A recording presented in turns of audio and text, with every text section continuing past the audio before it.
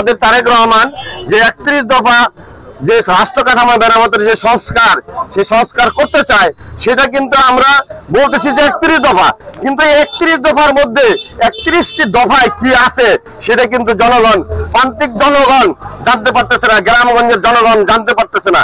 সেই কারণে আমরা উদ্যোগ নিয়েছি যে এই 31 দফা যে রাষ্ট্রের যে মেরামত কাঠামো আছে, জনগণের গণতন্ত্রের প্রতিষ্ঠার পূর্ণ প্রতিষ্ঠার লক্ষ্যে সংবিধান সংস্কার কমিশন যে গঠন, সেই শুরু করে সকালে 31 দফার শেষ দফা পর্যন্ত যোগ উপযোগী পরিকল্পনা, পরিবেশ, মানুষের মৌলিক চাহিদাগুলো, ভাতের অধিকার, বাসস্থানের অধিকার, এই সমস্ত অধিকারগুলো, মানুষের শিক্ষার অধিকার, সেই অধিকারগুলো থেকে যেন মানুষ বঞ্চিত না হয়, সেই জন্য আমরা এগুলো ঘরে ঘরে পৌঁছে দিতে যাচ্ছি।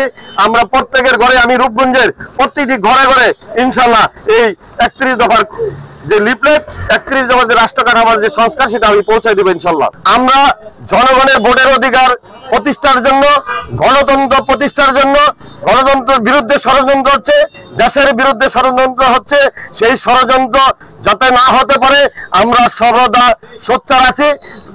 ঢাকার রাজপথে আমরা এই গণতন্ত্র প্রতিষ্ঠার জন্য, জনগণের ভোটার অধিকার প্রতিষ্ঠা করার জন্য দিন রাত সংগ্রাম করেছি, ঝড় বৃষ্টি আধার রাতও আমরা সংগ্রাম করেছি। তারেক রহমান জনগণের গণতান্ত্রিক অধিকার, ভোটের অধিকার, রাষ্ট্র কাঠামোর যে অধিকার, মৌলিক অধিকার, ভোটের অধিকার, সেই অধিকার প্রতিষ্ঠা করার জন্য লড়াই সংগ্রাম করে আসছে দীর্ঘ 17 বছর যাবৎ।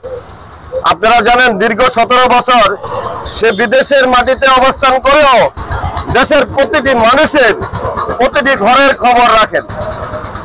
যেখানে হত্যাকাণ্ডটি হয়েছে, যেটা নিয়ে প্রোপাগান্ডা চালাচ্ছে, সেটা ছিল একটি ব্যবসায়িক দ্বন্দ্বের হত্যাকাণ্ড। আপনারা জানেন, তার যে মারা গেছে তার ভাগ্নি এরা সুস্পষ্টভাবে উল্লেখ করেছেন যে এটা একটি ব্যবসায়িক দ্বন্দ্ব, দুজনের মাঝে ব্যবসার যে অংশীদারিত্ব ছিল, সেই অংশীদারিত্বের ভাগাভাগি, সেই কারণে তাদের ভিতরে দ্বন্দ্বের জের হিসাবে খুন করা হয়। সেই খুনের দায় একটি বৃহৎ রাষ্ট্রের একটি বৃহৎ রাজনৈতিক দল, সবচেয়ে জনপ্রিয় দল, এশিয়া মহাদেশের বৃহত্তম সংগঠন বাংলাদেশ জাতীয়তাবাদী দলের উপর চাপিয়ে দিতে চায়। তারেক রহমান আরেকটি কথা বলছিল যে আমরা পিণ্ডে নয়, দিল্লি নয়, সবার আগে বাংলাদেশ। আমরা যে সবার আগে বাংলাদেশ, সেই বাংলাদেশের কথা বলবো। আমরা স্বাধীন বাংলাদেশে 1971 সালে স্বাধীন বাংলাদেশে আমরা যে পরাজিত শক্তি দেখছি, এই 24 সালে সেই পরাজিত শক্তি আমাদের দলের বিরুদ্ধে প্রপাগান্ডা চালাচ্ছে এবং দেশের বিরুদ্ধে প্রপাগান্ডা চালাচ্ছে।